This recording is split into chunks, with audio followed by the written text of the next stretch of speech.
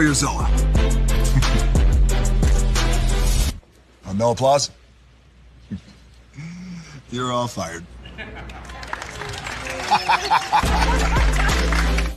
Now that you've reached the stage in your life where quality television is important, Nubian TV is a black network that speaks to your lifestyle. Nubian TV is the world's first digital network devoted to the upscale and political lifestyles of black people. Nubian TV's programming includes politics, travel, fashion, food, automotive, arts and culture, civil rights, music, and more. Watch now on Amazon Fire TV, Roku, or watch globally at nubiantv.net. Nubian TV, it's what you want to watch. Now,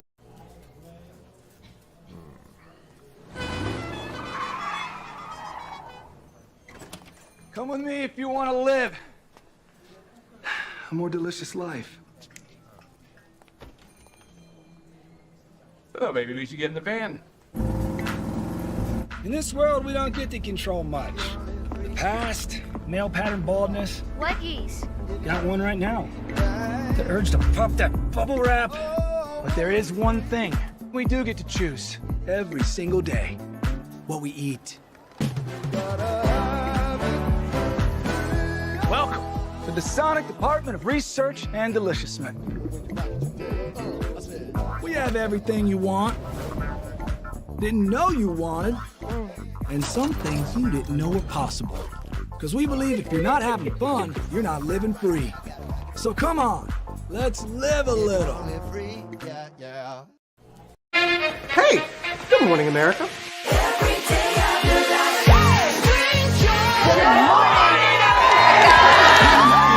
Good morning, America. Good morning, America. Good morning, America. Money! Are you ready?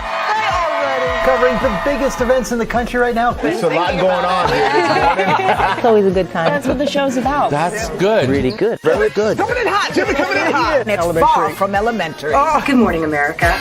I'm not going to try to strut like Michael or anything. I have known George a long, long time. Have you ever gotten him to dance? Look at that face.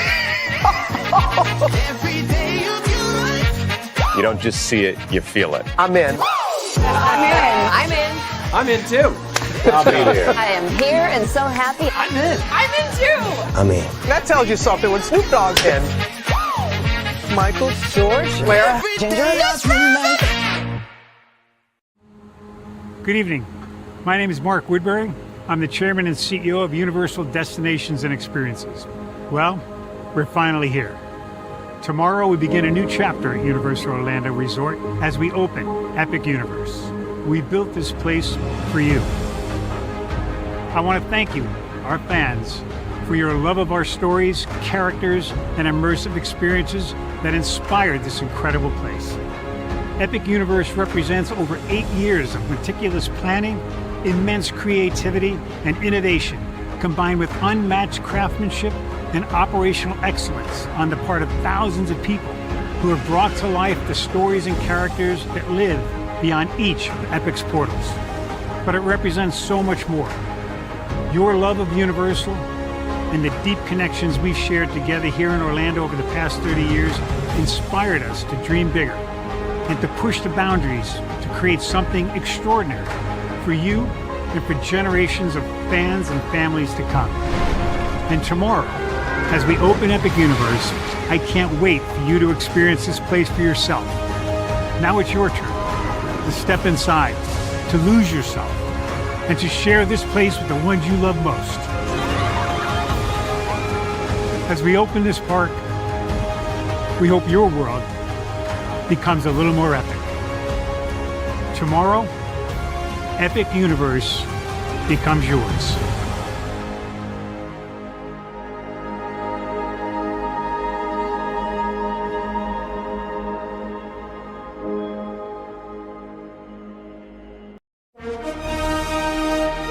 Prepare for a journey beyond imagination, beyond belief, beyond anything you've experienced before.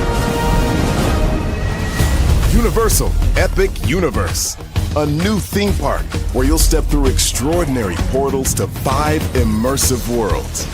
Prepare for a cosmic voyage of discovery, an isle of fire-breathing excitement, a shadowy world of monsters and mystery, new wonders in the wizarding world, and a new way to play.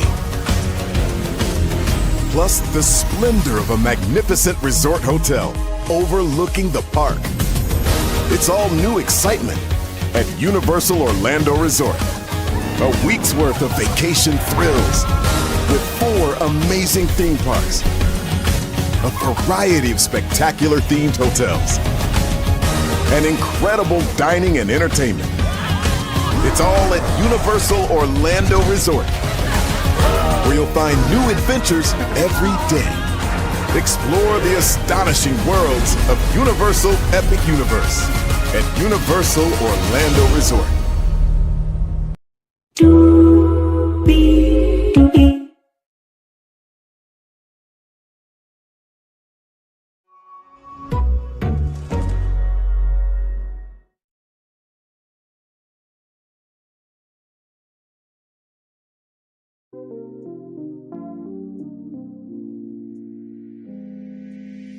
Well, hello to you,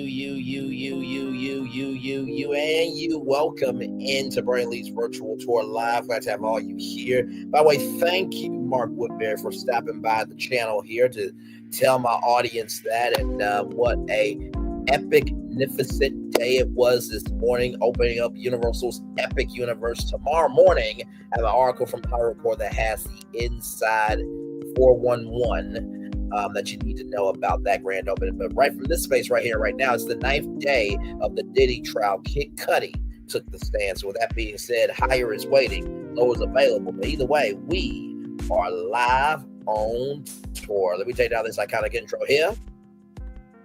You see the virtual tour background. Yes, you do.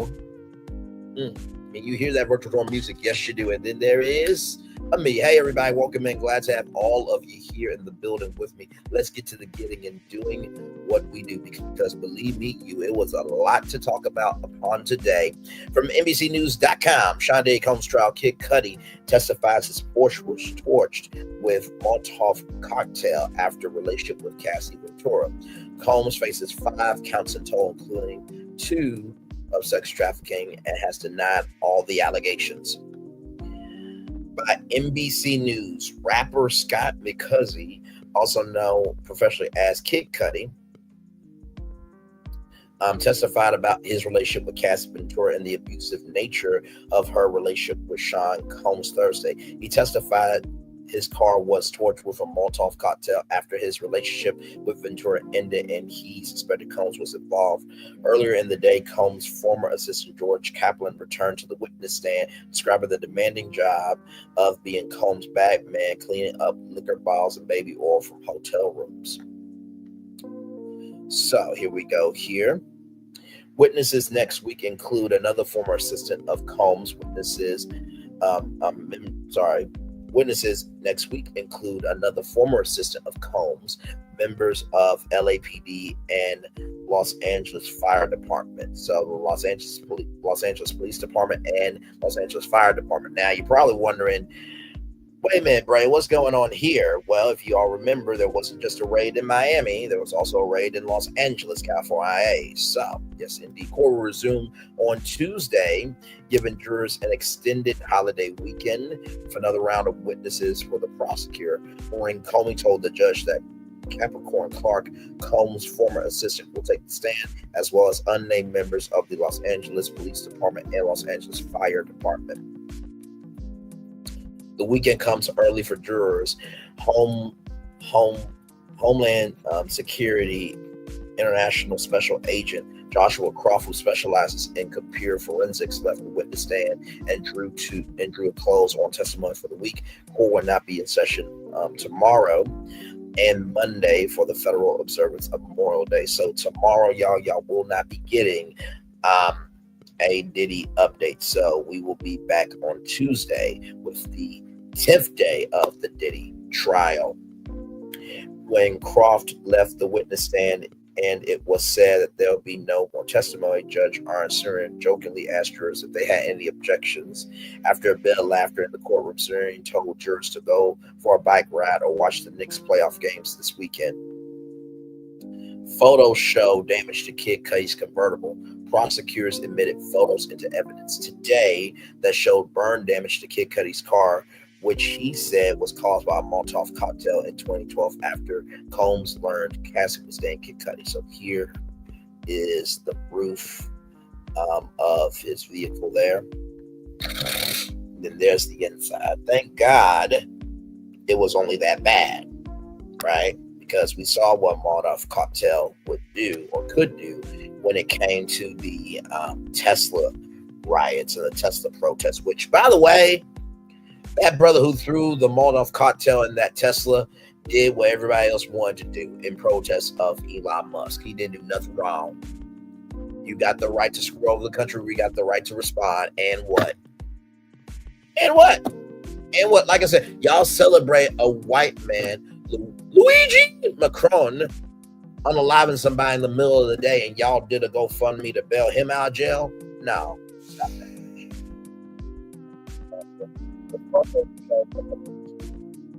Top of the convertible roof, as well as scorch marks on the driver's seat, leather, and door. Bruh. Like, now I knew this testimony was going to be a part of the lawsuit. There was a clip from some idiotic waste of life from News Nation that said this has nothing to do with the case. It was in Cassie's lawsuit that got settled the next day. So, yes, indeed, there. Hotel manager says room marked out or after Combs stay, it required deep cleaning. Not deep cleaning. Oh, Lord. Frederick Semir, the hotel manager at El Metrage Hotel in Beverly Hills, testified that a room required deep cleaning after Combs stayed there. Semir told the court that Combs would stay under an alias. Notes marked in his hotel profile included that Combs used excessive amounts of oil and spilled candle wax on everything. The room had to be marked out, ordered for a deep cleaning after Combs left. Semir testified, and an additional $500 fee was charged for damage. Combs' defense did not get to cross-examine the hotel manager. Right, because at the beginning, middle of the day, they had a trail of how many times Diddy stayed at the El Mirage Hotel in Beverly Hills, and there's also a trail of how many $500 fees was paid. So, of course, you're not going to cross-examine the hotel manager because y'all will look dumb as shit. Duh. Here we go. Makeup artist testifies she gave a handful of interviews. Morales, under cross-examination, confirmed that she's done a handful of interviews in recent months as misconduct allegations against Combs surfaced. She acknowledged speaking on the record to well-known media figures such as Don Lemon and Piers Morgan in 2024 and participating in some documentaries about Combs. The defense sought to paint Morales as an attention seeker, but the effort seemed to fall flat. Right, because here's the thing, right? It's just like the Surviving R. Kelly docuseries that took him down on Lifetime, right? That makeup artist is a public figure. So if that's her testimony, if that's her emotions, if that's her space of what she went through, you have no right to dictate to her what she went through when the guy you're defending actually allegedly did it, right? So child. Cassie left with swelling and busted lip after going into a room with Combs, Morales says. Morales corroborates some prior testimony from Cassie Ventura, who alleged that Combs beat her in a hotel room after spotting her at an unexpected party at Prince's Los Angeles home. So wait a minute, bruh, like you were afraid of Prince too? Oh my Lord, you are jealous of anybody in existence, my Lord Jesus. The makeup artist told the court that she stayed behind to take a nap on the couch of Ventura's Beverly Hills hotel room that night and woke up to a commotion later. Morales testified that Ventura came in and went straight to the bedroom with Combs behind her. The couple shut the door to the bedroom, and Morales said she heard yelling and screaming before Combs left the hotel. She did not witness what occurred between the couple, but said Ventura had swollen eye, busted lip, and knots on her head after the incident. Morales testified that Ventura stayed with her for a few days after the incident, and a doctor friend came to check on the singer who refused to go to the emergency room. The incident left Morales in fear for her life, so she didn't call the police. She said she and Ventura saw each other a few times after that night, but never acknowledged the incident. She said, yeah, because Diddy utilizes control to be able to rule as he wants to. So if you commit the crime, you don't want witnesses to know that you did the crime, right? So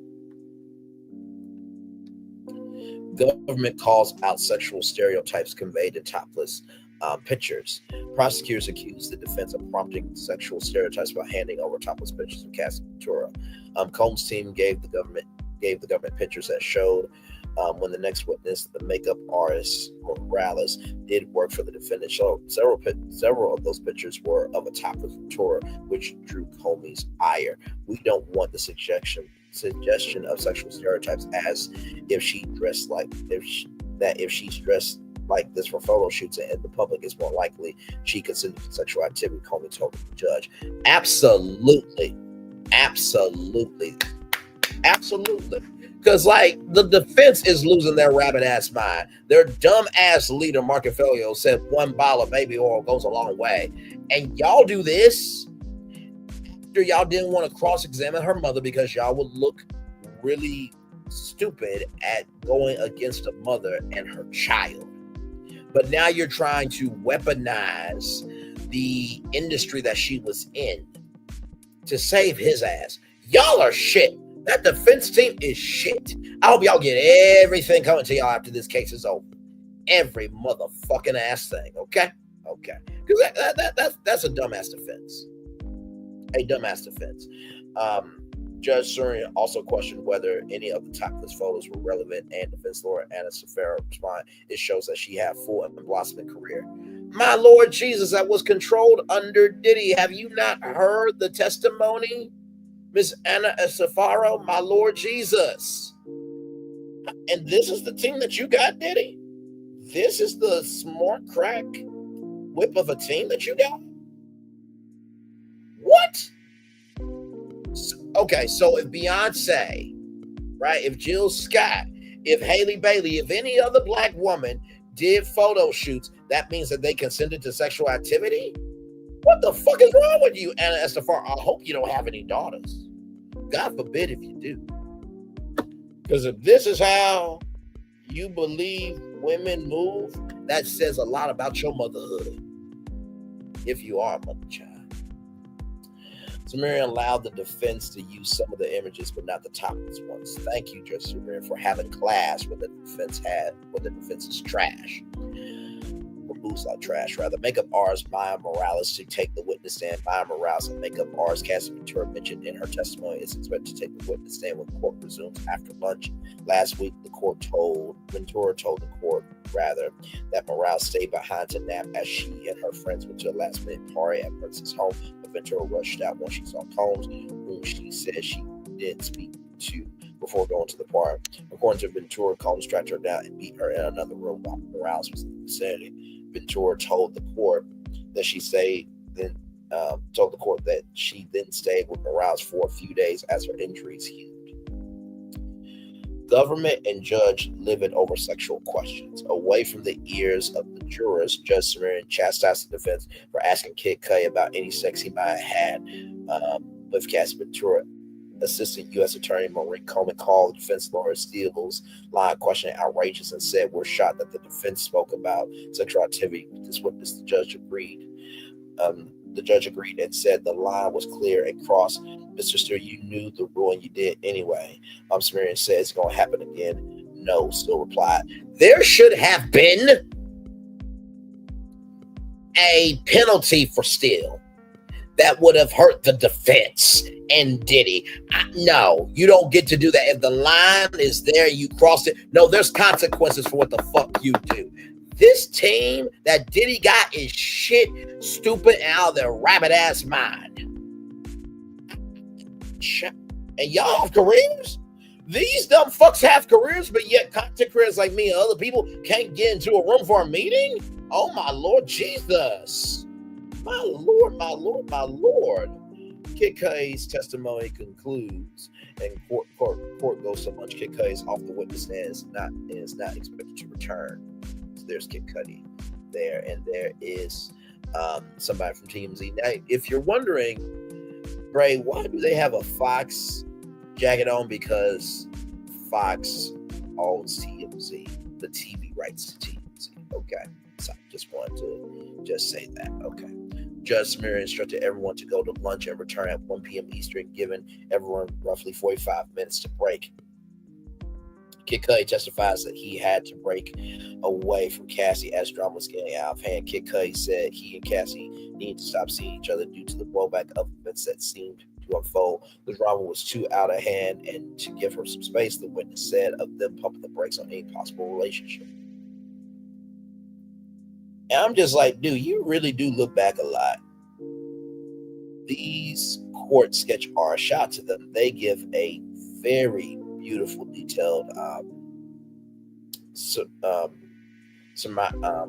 summary of what's happening in the courtroom. By the way, Law and Crime has taken each day of testimony and put it through artificial intelligence, where you see everybody in the courtroom, because obviously, because this is a federal case, there is no cameras and no audio allowed in court. Cassie was worried and shaken up over Combs, Kid Cudi says. Cassie was worried that Combs would go to Kid Cudi's home and appeared to be shaken about Combs' discovery of her relationship with Kid Cudi, the rapper testified. Prosecutor Emily Johnson took over Kid Cudi's questioning after the defense, asking what Cassie told him about Combs' abuse. Kid Cudi told the court that Cassie informed him that Combs would hit and sometimes kick her. Which, let's go back up for that idiotic waste of a life on News Nation who said that this had nothing to do with anything. The makeup artist says she did not witness what occurred between the couple, but said Ventura had swollen eye, busted lip, and knots on her head after the incident. Which would then go right to what Kid Cudi said here about that Combs would hit and sometimes kick her. Kid Cudi agrees he and Combs met over both of them being played by Cassie.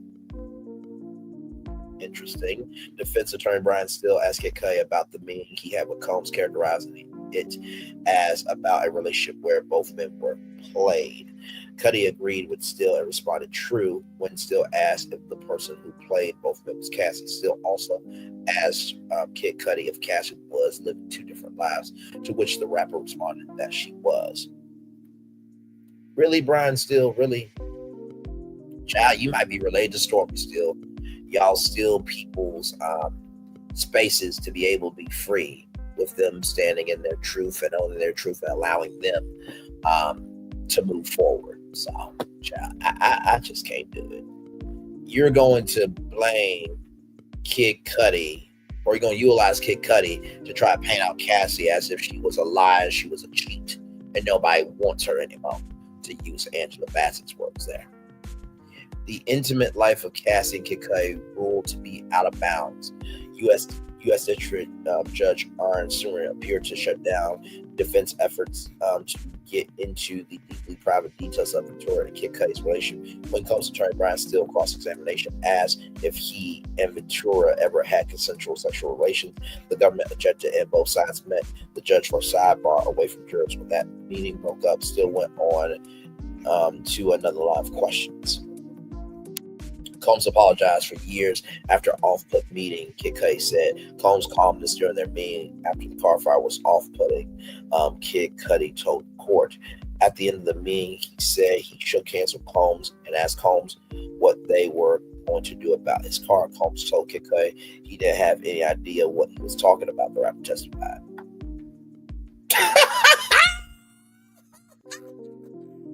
Really, bro? Really? Really? So you just pretend that you don't know not a damn thing. But yet the evidence is now in a federal trial where your ass could be locked away for the rest of your life. You could die in jail. You're the smart one, Diddy. You're the smart one here, my Lord Jesus. Combs then asked if they were cool. Cudi told the court, but Cudi responded that Combs brought his car a few years after the meeting. Cudi testified Combs gave a general apology for the past. It was the last thing he expected to hear from Combs, Cudi said.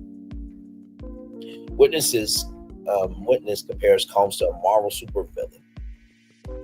Not Kang the Conqueror. It was right there. What did you want me to do, huh? What did you want me to do? What did you want me to do?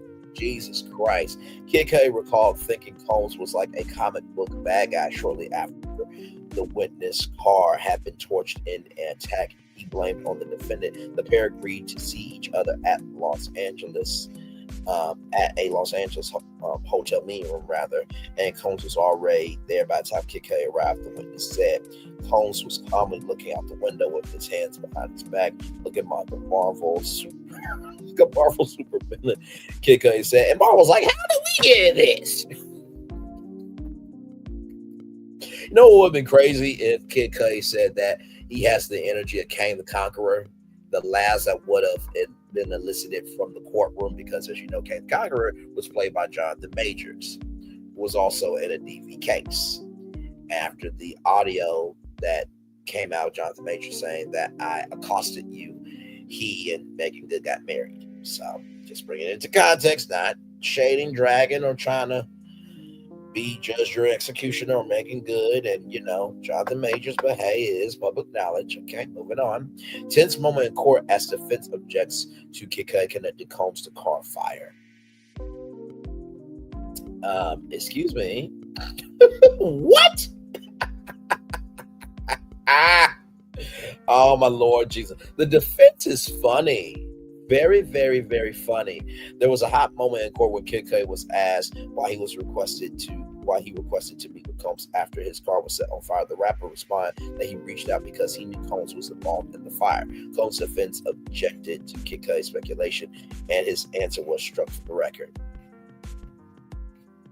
Was it struck from the record because the defense doesn't want that to be added, or what? Because it was in Cassie's lawsuit, right? And the pictures were shown in court. Ooh, this defense team is looking stupid. That's because they are stupid. That's because they live stupidly. Judge Sumerian denied a request for attorneys to sidebar, and the prosecution continues to question Kid Cudi. Kid Cudi is comfortable, and matter of fact, in his testimony, Kid Cudi doesn't appear to be nervous or stressed at all on the witness stand. Answer questions with a very matter-of-fact tone. The rapper seems comfortable and speaking in a conversational manner as he relates his past interactions with Combs. Combs calmly listening to Kid Cudi's testimony. Wait, did you say Combs and calmly in the same sentence? Oh, my Lord Jesus. Wow. Combs appeared to be calmly taking in Kid Cudi's testimony without showing much emotion, like he has a choice. At times, he sat back in his chair at the defense table with his arms and his legs crossed. As Kid Cudi described wild confrontations with the defendant, Combs wore his cream-colored top and khaki pants for today. Molotov cocktail set Kid Cudi's car aflame. He said Kid Cudi's car caught fire in his driveway one day in 2012 while Cudi said he was about 45 minutes away from home.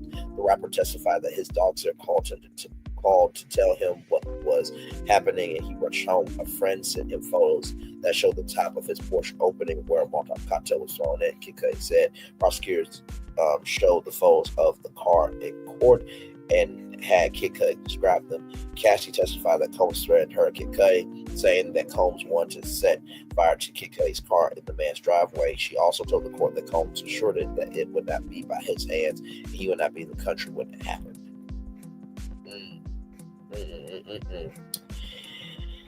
Ooh, my Lord Jesus. My Lord, my Lord, my Lord. This is crazy. Combs allegedly broke into Kid Cudi's home. Kid Cudi recalled how angry he was when Combs allegedly broke into his home in the Hollywood Hills. So you mean tell me the defense got upset of Kid Cudi accusing Diddy of putting a Molotov cocktail in his car to blow up Kid Cudi's car, but then Cassie told Kid Cudi about what happened, and then Combs allegedly broke into Kid Cudi's home?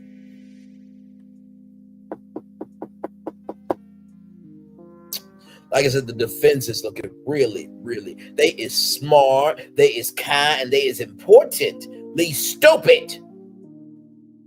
Kid Cudi recalled how angry he was when Combs allegedly broke into his home in the Hollywood Hills. The Grammy-winning rapper said Combs was remarkably calm when he called to confront him. He said, "What's up?" I said, "Mother Ucker, are you in my house?" He said, "I am here waiting for you." What were you waiting on him for? Like, what the?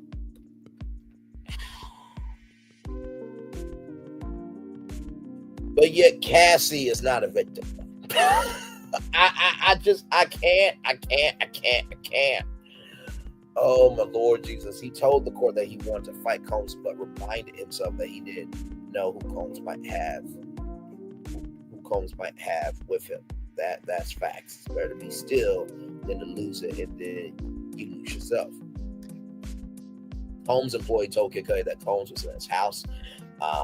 Kid Cudi testified that he got a call from Ventura in December 2011 saying that Combs had found out about the couple and that she asked him to pick her up. She was nervous and told Kid Cudi that Combs was abusive. He said once Ventura was with him, Kid Cudi told the court he took her to Sunset Marquis to keep her safe and away from Combs. At one point, he said he received a call letting him know that Combs and associate were at Kid Cudi's home.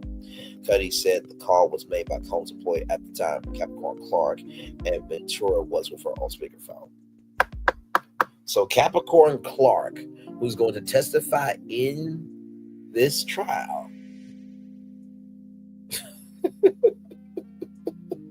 made the call to Kid Cudi to say that Combs was at his house. But yet they denied all the allegations, though. Okay. Kid Cudi said he and Cassie Ventura started dating during break in her relationship with Combs. Kid Cudi briefly met Ventura at an event in 2008, but they didn't start to date until 2011. Testified, according to him, Ventura was having problems with Combs at the time, and to his knowledge, the couple were not dating when Ventura and Kid Cudi got together. Debate over whether Kid Cudi can talk about his dog get some laughs. Earlier this month, before the jury was seated, the attorneys had some hearings debate over whether Kid Cudi can testify about his dog's behavioral changes after a 2011 break-in at his home. Defense attorney Brian Still told Judge Arn Samiri that the government wanted Kid Cudi to testify that his dog was traumatized after being put behind a closet door in December of 2011. Prosecutor Emily Johnson argued that the observations about the dog are relevant to the break-in. He's not going to testify to what the dog thought, Samiri said, eliciting laughter from those in the courtroom. Kid Cudi can testify about the dog, the judge decided, but only in broad terms, as Johnson knowing that the dog is no longer with us. My Lord Jesus. The defense is really losing their mind. Now they want the testimony about how a dog handled a break-in. What y'all got somebody from the animal plant coming to the trial? Okay. Kid Cudi takes the stand to testify against Combs. Scott Cudi, also known by his stage name Kid Cudi, has taken the witness stand. The rapper had a brief relationship with Combs' former girlfriend Ventura in December 2011 that prompted a threat of violence and blackmail from Combs. She testified last week. Kid Cudi is expected to confirm much of Ventura's prior testimony in regard to Combs' violent threats against him. There's Kid Cudi there arriving at court today. assistant doesn't remember if he told security about apple throwing incident. Combs' former assistant doesn't remember if he told home security about a violent incident with Combs pelting decorative apples at a woman. Now, for those of you who don't know decorative apples, you know how like when you go to, open house and you see the fake apples to simulate what home could look like. It was those decorative apples, and those can hurt. For real, I'm just saying. Kaplan testified that he had no recollection of telling anyone on the security team about the incident, which he described under direct examination. Defense attorney Machiavelli also asked Kaplan whether he was ever personally threatened by Combs. Though Kaplan said his job was threatened by Combs frequently, he said he was never subjected to threats of physical violence from his former employer. So here's George Kaplan there. Biggie Smalls' birthday, a company holiday. The witness knows that the late rapper Christopher Wallace, better known as Biggie Smalls or the Notorious B.I.G., was born on May 21st because that date was a Combs company holiday. The defense lawyer FLO asked Kaplan if he would have been working yesterday if he was still employed by Combs. Kaplan said no because Combs gave everyone the day off from work to mark the 1972 date when Wallace was born. The 24-year-old Brooklyn rapper was powed down Los Angeles on March 9th, 1997. Working for Combs was a once-in-a-lifetime opportunity, though he didn't always like how Combs acted. Kaplan described his time working as the mogul's personal assistant as a once-in-a-lifetime opportunity. Kaplan told the court during cross-examination, Combs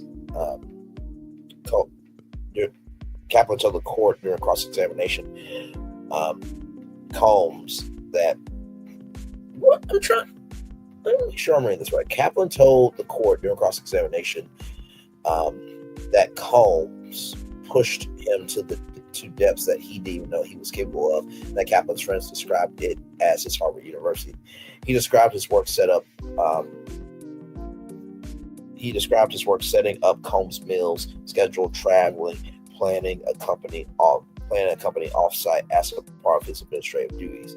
It appears that Combs' defense is trying to undermine the government's case on Combs' racketeering charge, which asserts that Combs used his business as a criminal enterprise. Well, I mean, when you can, be out the country and tell somebody to put a Molotov cocktail in somebody's car, that would definitely be utilizing your business as a criminal enterprise, I would like to think. Violence prompted former assistant to quit in 2015, he says.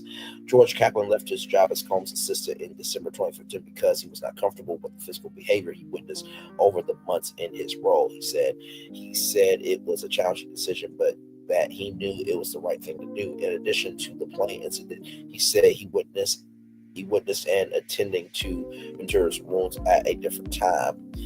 Kaplan told the court he saw Combs throwing decorative apples at another woman. The alleged incident occurred in Miami between Combs and a woman named Gina. Gina is supposed to be testifying a little bit later on in this trial. Kaplan testified that he saw an angry Combs throw 3 of the apples at Gina as she tried to shield herself. Kaplan said he heard a commotion later that night with screaming back and forth after Kaplan said he gave Combs a medicine bag. Others have testified that Combs had a Louis Vuitton med bag full of illicit drugs. The former assistant said he put in his resignation in September 2015, but that the reason he gave Combs was that his father was sick with cancer. Combs was very gracious at the time. He told the court, also testifying that he has compartmentalized his experience working for Combs. I would imagine you would need 1 year of therapy for every year that you were working for him. I mean, I can only imagine how the bill was for therapy.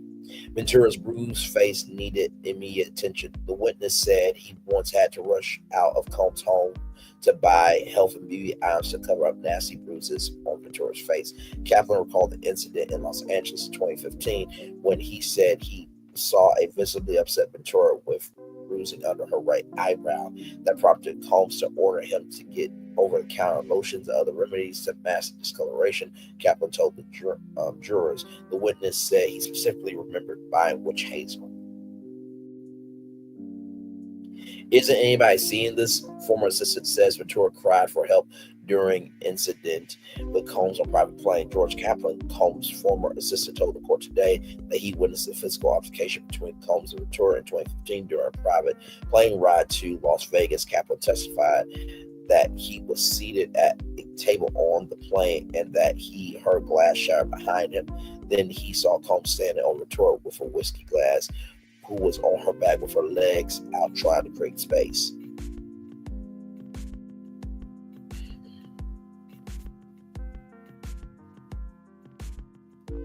And people are defending Diddy. Like I said, would you want this to happen to your mother, to your daughters, to your wife, to your grandmother, to your cousins, to your nieces, to your aunties, to any woman in your life that matters to you? I'm just wondering.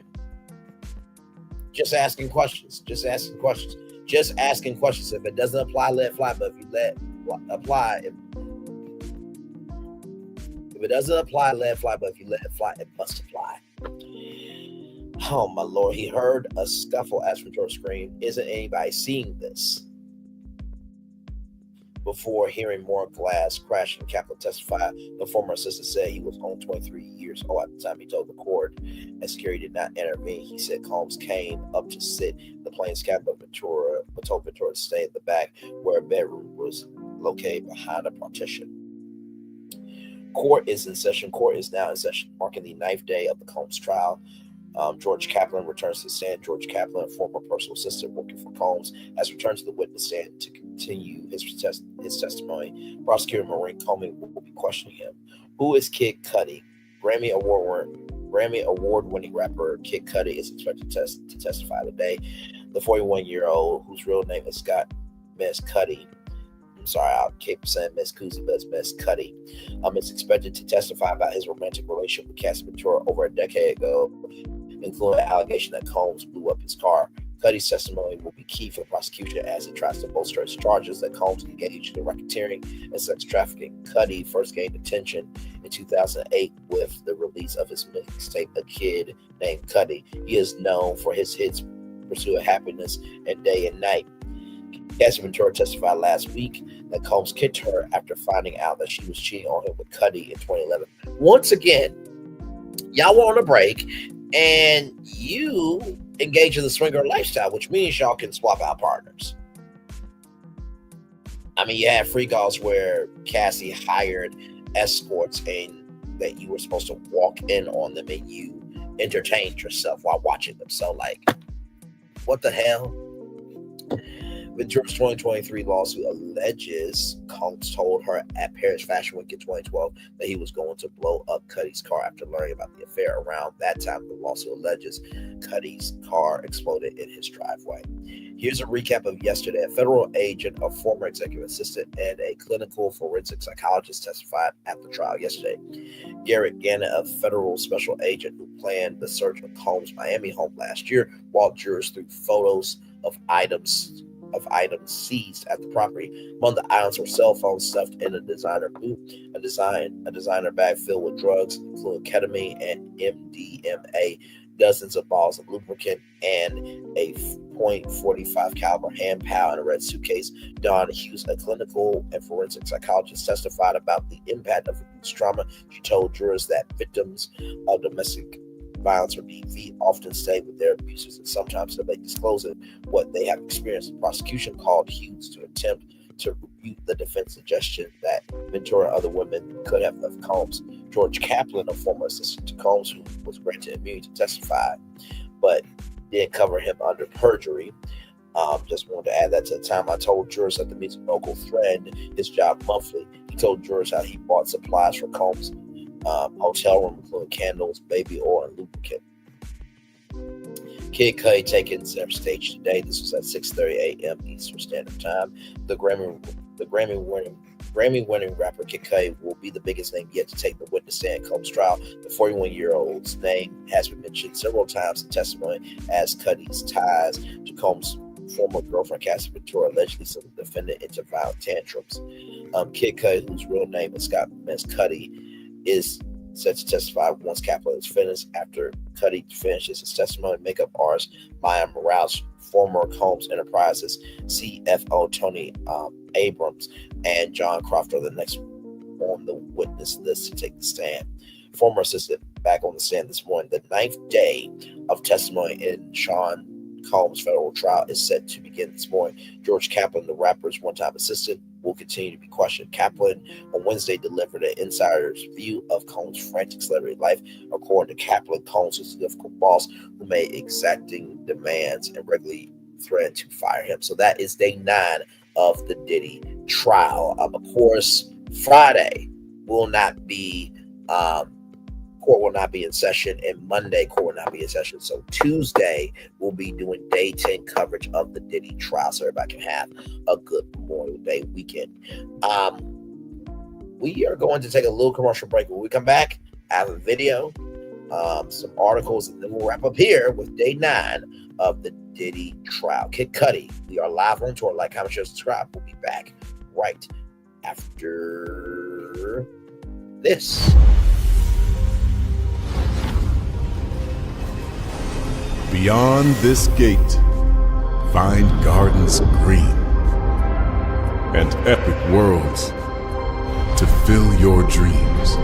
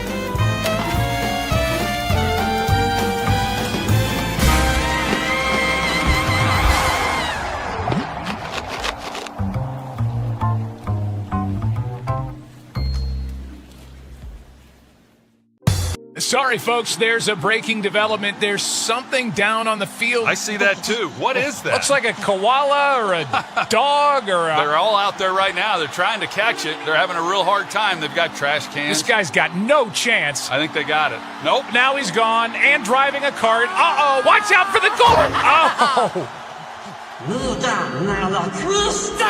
Oh, that thing is indestructible. Sorry. When we start a project, we always start with story. That story is key. So we began with the story of the Waturi people. The myth of the Waturi people is that long ago, they sat out on their outrigger canoes looking for a new home. There was a legend that said they could only find this new home with the help of this mini golden-finned fish called Kanuku. And they searched across Pacifica and Polynesia, and they visited all these islands. They went to Bali and Tahiti and went as far as Rapa Nui, Easter Island. Along the way, they made friends, collected sort of the culture, and they sailed on and on and on, and they almost to the edge of the world. There, to their amazement, was Kanuku. And she turned to the people and said, "You are ready." Turned and swam away. They followed, and within a day, they caught sight of this smoking mountain on the horizon, which was Volcano Bay. And it was pristine, beautiful, lush, everything that they would want in a home. And that's the backstory that informs everything we do in our design. The idea here is to create the best experience. We know what our guests want. They want the thrill and excitement of our theme parks, but they also want a place where they can relax and chill out and feel pampered. Nobody wants to stand in line. And so we said, let's get rid of them. Nobody wants to carry rafts up a ride tower all the way to the top. So we said, let's do that for you. Exhilaration, and excitement, and relaxation. That's what you're gonna get at Volcano Bay.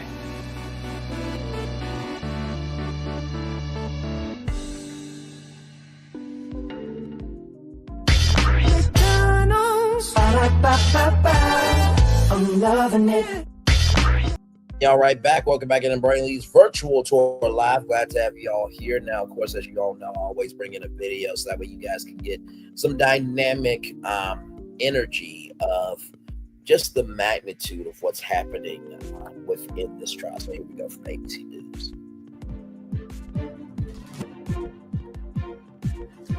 Another star witness taking the stand in the Sean Diddy Combs sex trafficking and racketeering trial. Scott Biscotti, also known as rapper Kid Cudi, just finished testifying about what he says happened with Combs in 2011 and 2012. Biscotti had a brief relationship with Cassie Ventura during this time, and Combs allegedly made threats against him because of it.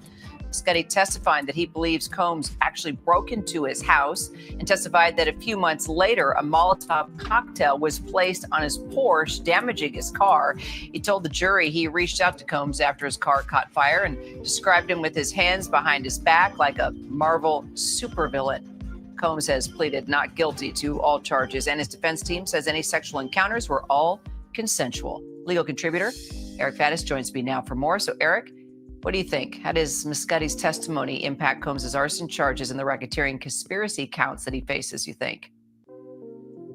Yeah, Kira, I think we're firmly moving into RICO territory here. We're getting past some of the sex trafficking allegations, talking about a criminal enterprise that was allegedly engaged in committing crimes. And so Kid Cudi's testimony goes to trying to prove some of those predicate offenses. He says that Diddy and his team burglarized his home after Diddy found out that he was dating Cassie Ventura, and then shortly thereafter blew up his vehicle, which goes to arson.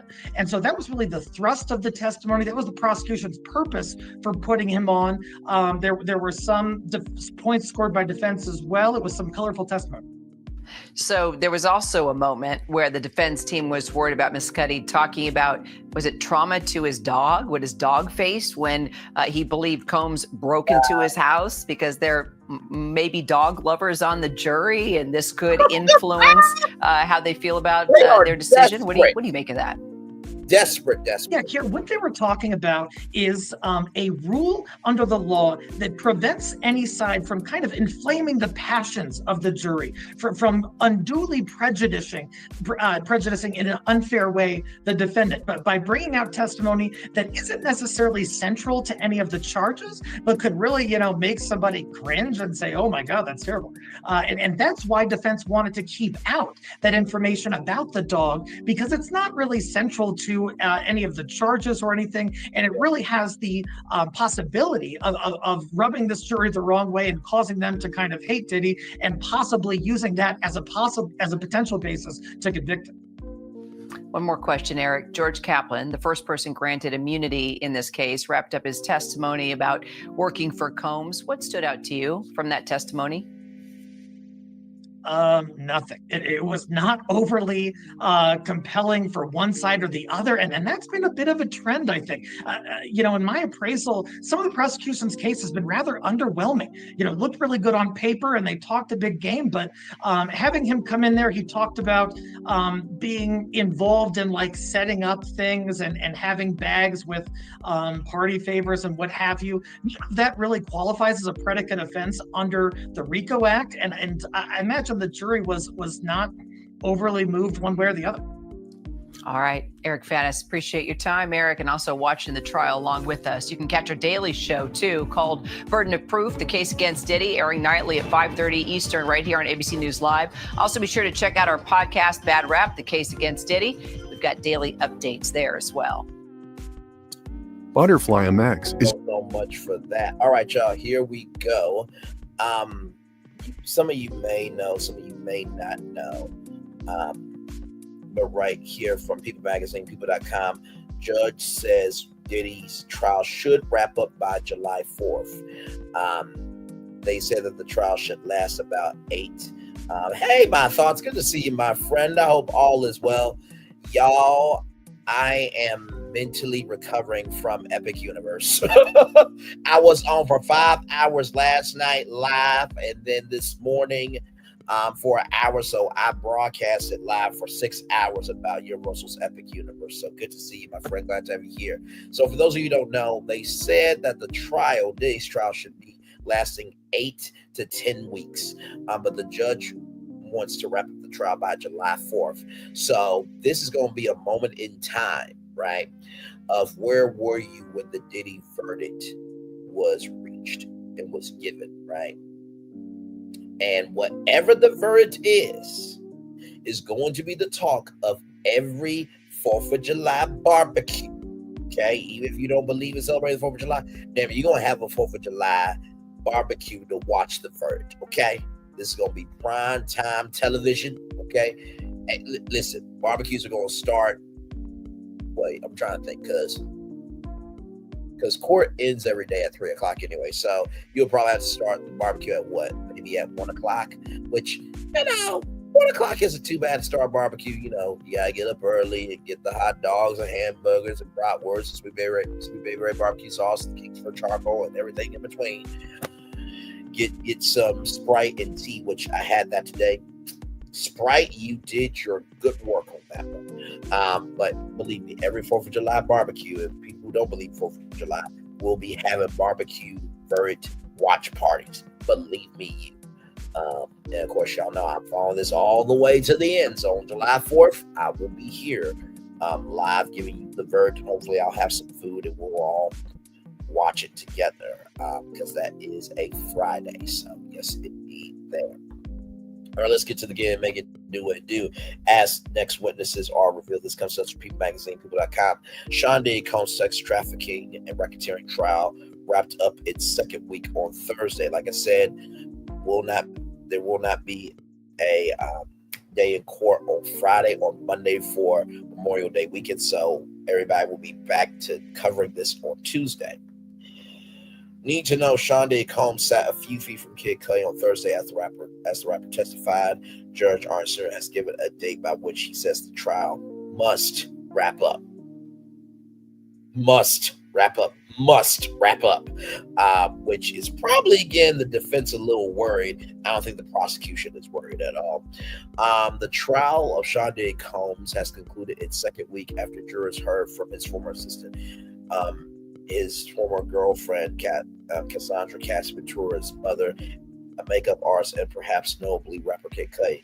Kid Cudi, whose legal name is Miss Cudi, testified on Thursday, May 22nd, which is today, about the brief period when he dated Ventura while she was going through a rough patch in her volatile relationship with Combs.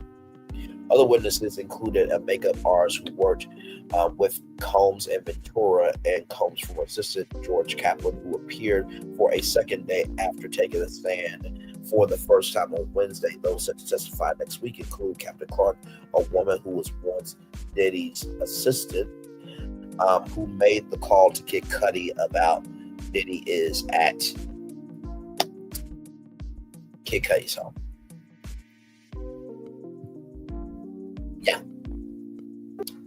Yeah, that testimony should be interesting for sure, as well as representatives from the Los Angeles Police Department and Los Angeles Fire Department. For those of you who may not have remembered, there was a raid in Miami and there was a raid in Los Angeles. So should be interesting testimony on the raid in Los Angeles, California. Clark's name came up during Miss Cudi's testimony on Thursday as he recounted a 2011 incident where he alleges Combs broke into his house. For his testimony, Clark had told him she was waiting outside his house while Combs and associate were inside. Clark seemed very scared when she tipped Miss Cudi off. He told the jury on Thursday. Let's see here. The trial is set to continue after the long weekend, and Judge R. Samir said it should wrap by July 4th. Judge Samir instructed the jury to follow the requirements over the weekend. He suggested a distraction for them. Do not talk to anyone about the case. He told jurors before dismissing them telling them instead to watch the Knicks avenge their game one loss. I love how he is supporting the Knicks through his closing statements at the end of court. Every day. Combs has pleaded not guilty to charges of sex trafficking, racketeering, transportation to engage in prostitution. Now, here is something interesting here from News Nation. Why has Usher Steve Harvey been mentioned around Diddy's case? Diddy allegedly gained guardianship of Usher when he was young. Steve Harvey deleted a tweet from 2017 about Combs, a report, and Wendy Williams claimed she was fired as radio host for what she said about Combs. No, that's a fact. It was to the point where it was years later that Diddy was on the Wendy Williams show, because the group Total, Wendy Williams said some things about Total, and Total did not like it. Pulled up to the radio station to try to handle Wendy, and also to, Wendy, did what we're doing now, but she was a little bit greasier, a little bit bolder, a little bit under the collar. But she didn't care about the collar. She just cut it off and just showed herself socially, everybody in the culture, not physically, obviously. Several celebrities have already testified in Sean Diddy Combs' trial, including Kid Cudi on Thursday and Cassandra Cassie Ventura near the start of his trial. Other celebrity names have been circulating online and on social media surrounding the trial, despite not having been in court. Those include Usher, Steve Harvey, Wendy Williams. What connections do they have to Combs? Usher witnessed Diddy hit Cassie, Don Richard claimed. Don Richard, a former member of Danny Kane and of Diddy Dirty Money, testified that Usher had seen Combs punch Ventura hard in 2010 at a restaurant in West Hollywood. Let me see here. There we go. On May 19th, Richard told the court Mr. Combs punched Cassie in the stomach. They were having a private conversation and he punched her in the stomach. She immediately leaned over and left. Richard also claimed that Neo, record executive Jimmy Levine, and Big Dad Kane were there as well. I recall an interview that Usher did with Howard Stern on Sirius XM, and Usher said that he's seen some stuff. Usher come into this trial? We don't know. Richard then said what she and Ventura had been. Richard then said that she and Ventura had been about to leave when another altercation took place between Combs and Ventura. We got in the car and headed back to her house. Combs grabbed her, slapped her, popped her in the mouth, and told her to shut the fuck up. Everyone was quiet for the rest of the ride, she told jurors. You know, I wonder if any of them just...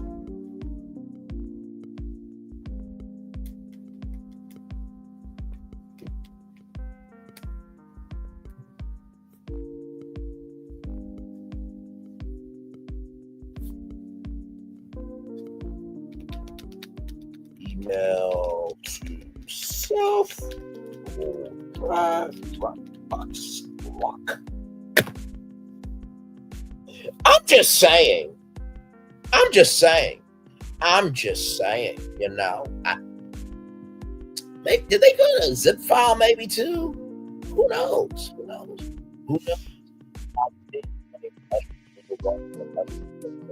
When Usher was 13 years old, Combs became a single guardian. According to Newsweek, Usher has allegedly talked about being exposed to a lot at a young age. When being with Combs in 2004, he had told Rolling Stone that Combs showed him a totally different set of sex specifically. Yeah, Usher might be coming to New York, y'all. Of Combs' home, Usher had said there were always girls around. You open the door, you see somebody doing, or several people in a room having an orgy.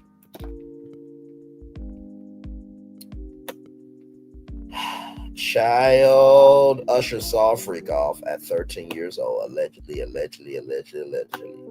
You never knew what was going to happen. The Daily Mail reported that in 2013, Usher spoke at his 35th birthday celebration about Combs, saying, I was introduced to everything by Puff Daddy when I was only 15. Parties, women, sex, and drugs. I've had a taste of it, but I never let it take me over.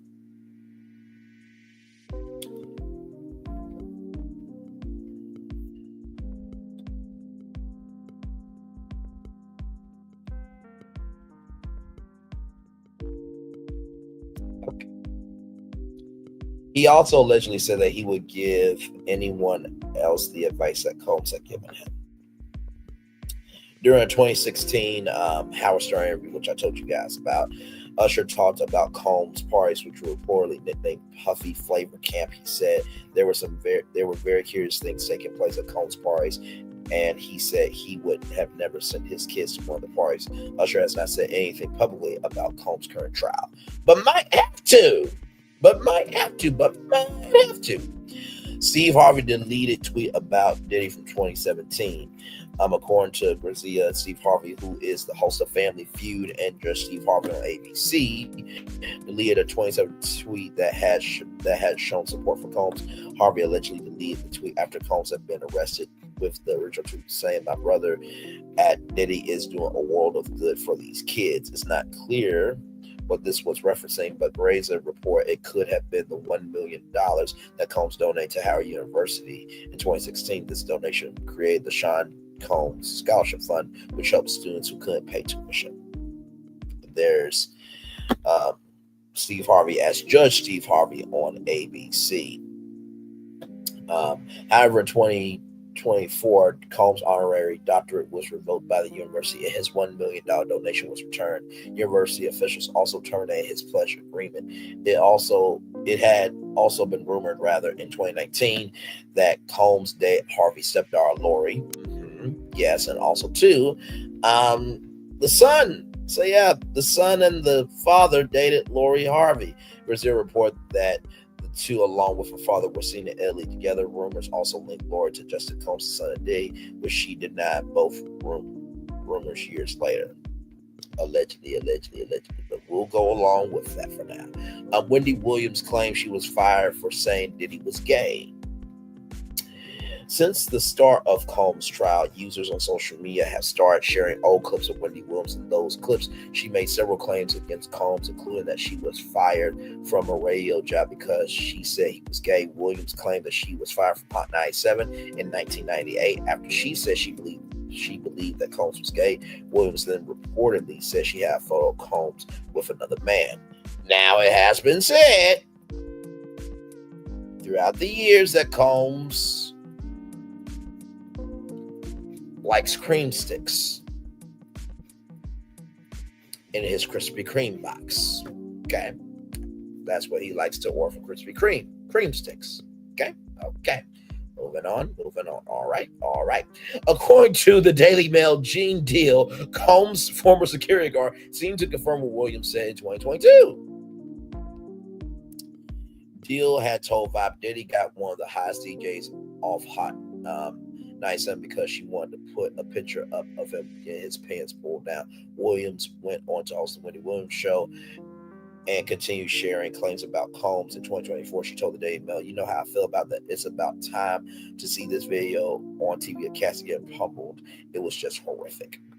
Can you imagine if Wendy Williams came in to the court in New York? Like, listen, first of all, we need Wendy out this guardianship so she can live her life. But also, number two, we need Wendy in the courtroom to give testimony, okay? She is a very important witness. She is a very important steward, and she is a very important guardian over pop culture. This is very necessary for the testimony of this trial. Braylon, what do you think? What do you think should be done with Diddy? Incarcerate or rehabilitate? There's no way in hell you can rehabilitate that shit. And I mean, this is just week 2. Okay. Child, listen.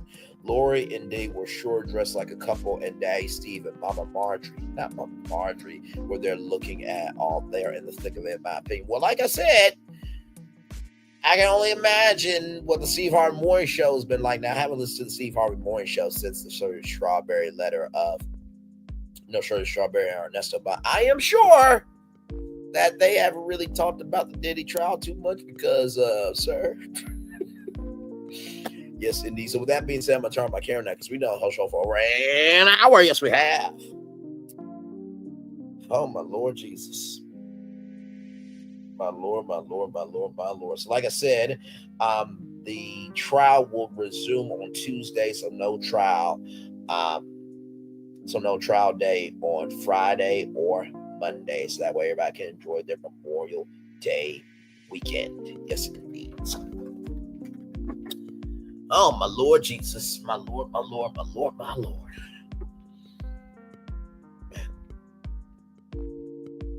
A lot going on in the world. Today. There are some real sick people in this world. Child, you ain't never lied. You ain't never, ever lied on that. My thoughts. Child, listen.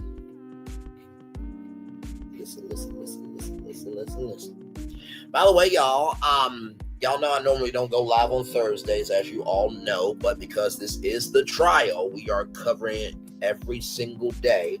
By the way, I have to say, I really like the format that we flow in here because, like I said, I'm not Pam Esquire. I'm not the lead attorney.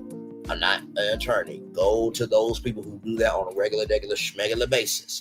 And they don't just talk about it, they be about it, okay? Because they can prove their worth. They have more ways than one. With that being said, we cover it socially over here. But I really like how we do it. I give you all the updates from NBC News, then I add a video, then some articles, and then we're done. So that way you have it short, succinct, and to the point. By the way, y'all, speaking of things being live and stuff, there is another show we have for you all this evening. Very excited about this particular show right here.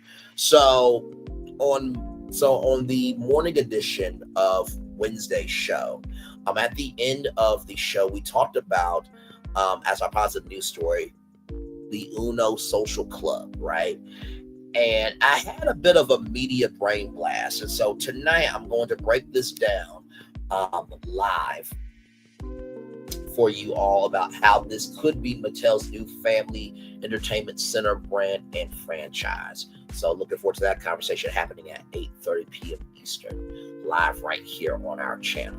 Nancy Grace was holding up a Tootsie Roll on her channel. She's too funny.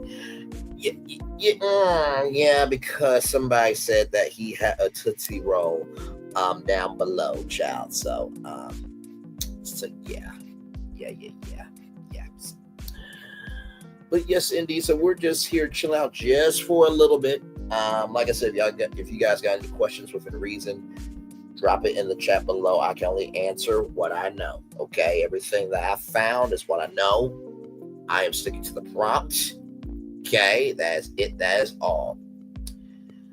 And you know who I'm really am thinking about the most right now? I'm thinking about Toss Away K. Is she covering the Diddy trial? Because you know what happened last time when she tried to report, on some news, right? We all know, right? What happened. Listen, this is public knowledge, okay? I will let you go so you can get ready for your next life. Thank you, my friend. I appreciate you so much. I'm just going to chill out here until 1:20, and then at 1:20, I'll give you guys the daily mover, so that way we can have all the energy to get into this live. Y'all, I am so excited to bring this to y'all. Like I said, your brain was braining on the Wednesday morning edition of Braylon's Virtual Tour Live at the end of the show. And I'm like, nope, we got to break it down. We got to break it down. So very excited to bring this to you all live at 8:30 tonight. So very excited for that. One thing to know, two things for sure. You can never say that we run out of actual, factual, smacktual content over here. You can never say that. Because there's so much to talk about. What a shocker. What a shocker.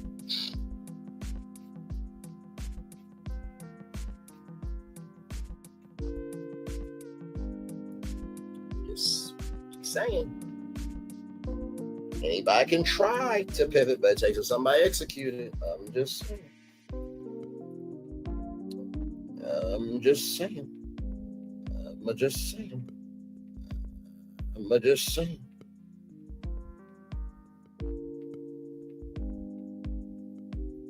So yeah, we'll wait right here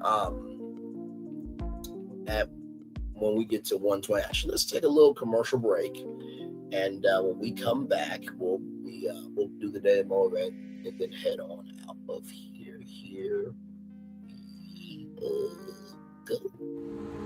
Good evening. My name is Mark Woodbury. I'm the chairman and CEO of Universal Destinations and Experiences. Well, we're finally here. Tomorrow we begin a new chapter at Universal Orlando Resort as we open Epic Universe. We built this place for you. I want to thank you, our fans, for your love of our stories, characters, and immersive experiences that inspired this incredible place. Epic Universe represents over 8 years of meticulous planning, immense creativity, and innovation, combined with unmatched craftsmanship and operational excellence on the part of thousands of people who have brought to life the stories and characters that live beyond each of Epic's portals. But it represents so much more. Your love of Universal and the deep connections we've shared together here in Orlando over the past 30 years inspired us to dream bigger and to push the boundaries to create something extraordinary for you and for generations of fans and families to come. And tomorrow, as we open Epic Universe, I can't wait for you to experience this place for yourself. Now it's your turn to step inside, to lose yourself, and to share this place with the ones you love most. As we open this park, we hope your world becomes a little more epic. Tomorrow, Epic Universe becomes yours.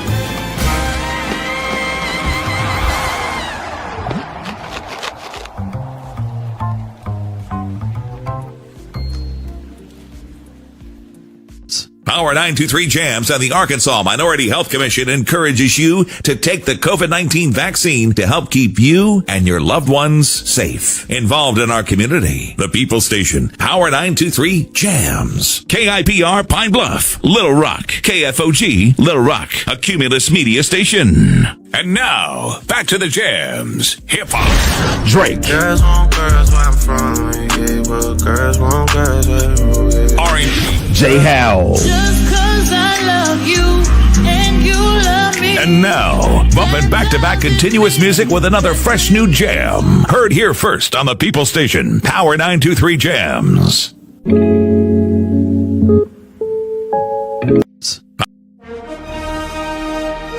Prepare for a journey beyond imagination, beyond belief, beyond anything you've experienced before. Universal Epic Universe, a new theme park where you'll step through extraordinary portals to 5 immersive worlds. Prepare for a cosmic voyage of discovery, an isle of fire-breathing excitement, a shadowy world of monsters and mystery, new wonders in the wizarding world, and a new way to play. Plus the splendor of a magnificent resort hotel overlooking the park. It's all new excitement at Universal Orlando Resort. A week's worth of vacation thrills with 4 amazing theme parks, a variety of spectacular themed hotels, and incredible dining and entertainment. It's all at Universal Orlando Resort, where you'll find new adventures every day. Explore the astonishing worlds of Universal Epic Universe at Universal Orlando Resort.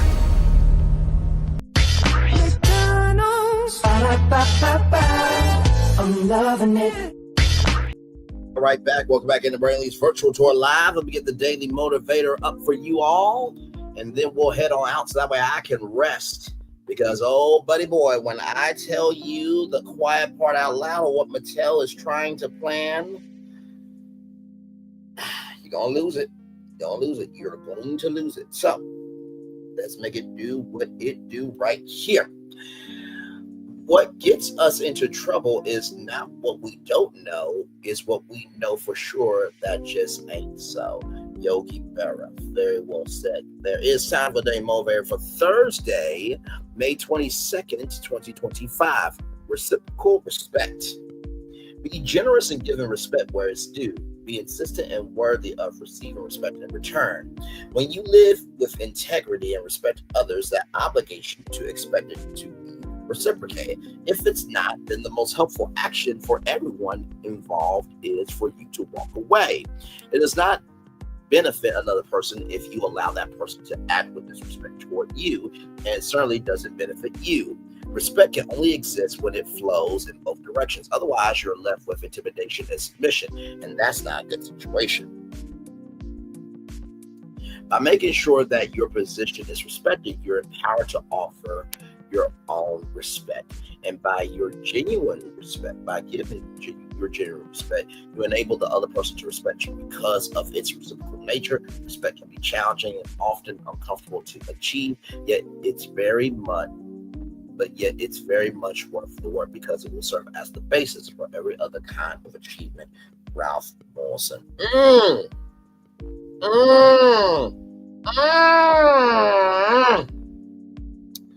Well, let's talk about that reciprocal respect. You know, I'll just say this, right? I believe that when we are in the weeds of being upset, when we are in the weeds of not being heard, when we're in the weeds of being frustrated, we can do the most and we don't mean to, because we're just trying to be heard. And so you do need to say sorry. So I am sorry to that individual, right? That was just child. Braylon was fed up. And reciprocal respect is owning your shit, right? That's the first thing I want to tell you as I am looking at this here. Be generous and give respect where it's due. So the first thing I want to tell you is not everybody is worthy of your respect, especially when they are disrespectful to you. Now, I know we are told to love thy neighbor, but I think God needed to go back and, rewrite that rule of if our neighbor's not loving us, then we don't have to love on them. Okay. That's the first thing I want to tell you. Respect can only exist when it flows in both directions. You cannot be a part of a friendship, relationship, or what have you, where you're always giving, but they're not giving back to you. That is stupid, that is tiring, and that is tattered behavior. Because here's the thing. The more you empty out your cup and pour into theirs, the bigger chance they have to leave you dry and not care about how you recover. And like Bishop T. Jake said, some people were born as pint-sized capacities, right? And you were born on a 10-gallon level. I never forgot that when I heard it. I'm just like, you know what? Let the church say amen. There are some people that are at a pint-sized capacity and you don't need to be around. Because like I said before, God will remove you from people because of the conversations he did here, but he will put you around the right people because of the conversations that he did here. I'm going to say that 2 more times. God will remove you from people because of the conversations that he heard about you, but he will put you around the right people because of the conversations that he did hear about you. God will remove you away from people because of the conversations he heard about you, but will put you around the right people because of the conversations that he did hear about you. And finally,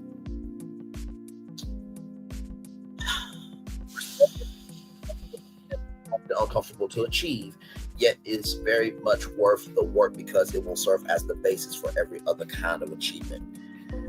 I always say that the assignment is bigger than me when it comes to this channel, right? The assignment is bigger than you. The assignment is bigger than us, right? And when you are a king or queen moving in your purpose and not a prince or princess just doing anything for attention, how you focus and how you move about your vision determines the magnitude of the size of blessings or curses that come your way. So believe me, if somebody's not respecting you, don't let that disrespect cut you out of an opportunity that you need to respect, right? So if you lost your job, this, that, and the third, don't let that disrespect of them not appreciating you block you out from you being able to receive an opportunity where, guess what? That is the job you've been needing. And by you disrespecting, oh my God, this new job is this, that, and the third. Ho. The more you disrespect, the more you won't be respected, right? So my mom has always said, until we respect what we have, why would God give us more, right? So with that being said, right, it's time for the best outro on YouTube. Know what you do and do what you know. Never say one more special because you are always born a blessing. Trust you may not be where you want to be. By the end of it, you'll be where you need to be. Do what you've been chosen and do wise one thing. Call yourself. It's nothing to be chosen. One love, much love, all love. I have spent time with you. You have spent time with me. And hopefully by spending time together, we'll also be great together. And always remember, we're doing radio, television, YouTube, live your best life, or you are just seeing the end of someone's life in real time like Diddy. Make sure the replay is not just for you to watch it, not just for you to listen to it, but for you to want to experience it again. I love you. I value, I embrace you all. Always remember, see love you gotta give it, or see love you gotta give it, or see love you gotta give it. Whatever obstacles you have overcome, where success you have achieved upon this particular day, I'm extremely proud of you. But no one else is proud of you. Be proud of your damn self. And finally, y'all, I am so happy. Yeah, I literally talked to my mom about this. I said, Mom, I am so happy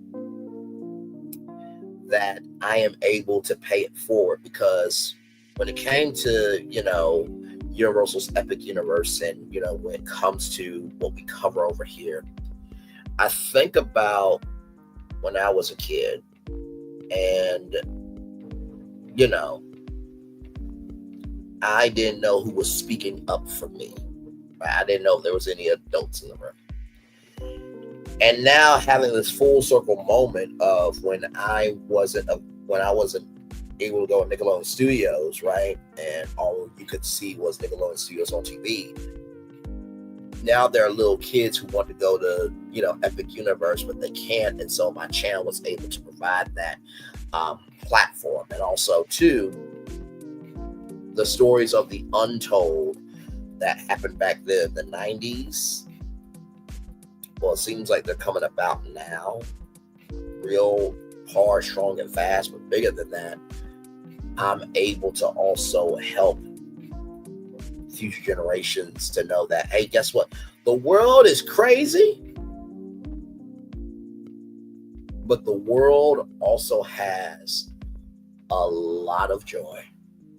Behind every crazy person is a joyful person. As long as you keep that in mind, you have the world at your fingertips. Commercial break and fireworks coming your way for the day that was, for the day that's come, for the blessings on the way for you, me, all of us, as a society, as a people, as a culture.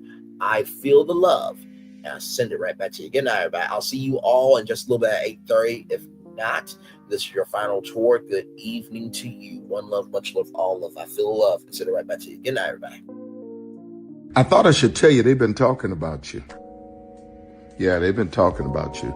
They've been talking about the fact that they've done everything they could to stop you and everything they could to block you, but you still win. They've been talking about the fact that they have undermined your success and they have tried to sabotage your seasons, but you keep winning. They've been talking about the fact that even though they don't like each other, they get together to try to kill you, but you keep winning. They've been talking about the fact that you were voted least likely to succeed, but like cream, you keep rising to the top. They've been talking about how they tried to burn your world down, but like the phoenix, you rose from the ashes. They've been talking about you. And you know what they say? Oh, she's just lucky. He's just lucky. But no, you ain't lucky. You're anointed. You got something on you. You got favor on you. You got power on you. You were born to win. Now they can call it luck, but it's grace. They can call it luck, but it's favor. But whatever they call it, it doesn't matter, because you know what God calls you? Do you know what God calls you? A winner. I thought I should tell you they've been talking about you. Yeah, they've been talking about you. They've been talking about the fact that they've done everything they could to stop you and everything they could to block you, but you still win. They've been talking about the fact that they have undermined your success and they have tried to sabotage your seasons, but you keep winning. They've been talking about the fact that even though they don't like each other, they get together to try to kill you, but you keep winning. They've been talking about the fact that you were voted least likely to succeed, but like cream, you keep rising to the top. They've been talking about how they tried to burn your world down, but like the phoenix, you rose from the ashes. They've been talking about you. And you know what they say? Oh, she's just lucky.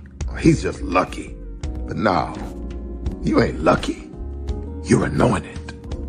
You got something on you. You got favor on you. You got power on you. You were born to win. Now they can call it luck, but it's grace. They can call it luck, but it's favor.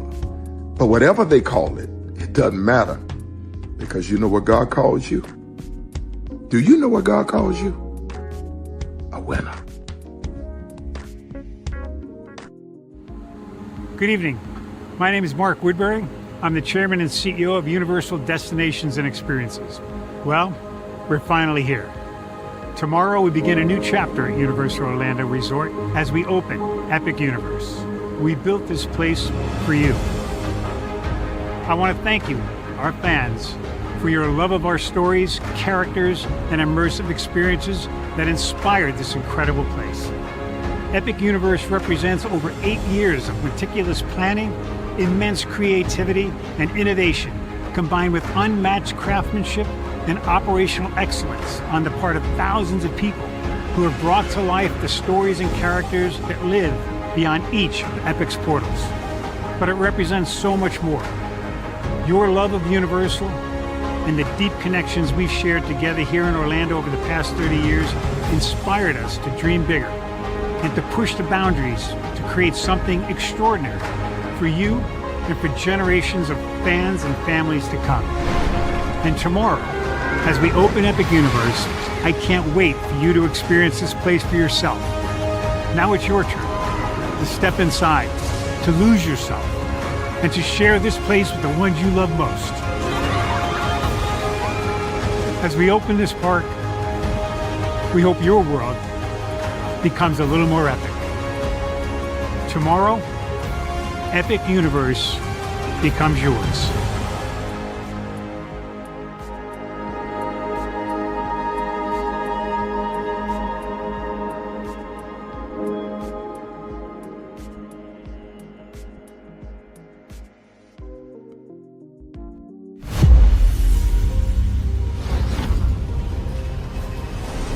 Beyond this gate, find gardens green and epic worlds to fill your dreams.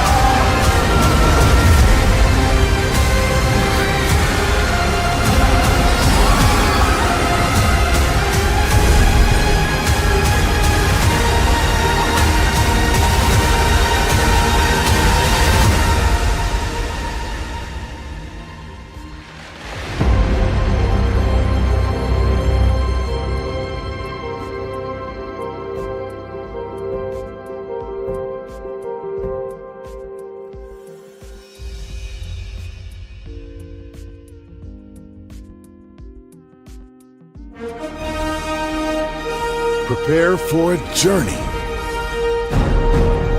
beyond imagination, beyond belief, beyond anything you've experienced before. Universal Epic Universe, a new theme park where you'll step through extraordinary portals to 5 immersive worlds. Prepare for a cosmic voyage of discovery, an isle of fire-breathing excitement, a shadowy world of monsters and mystery, new wonders in the wizarding world, and a new way to play.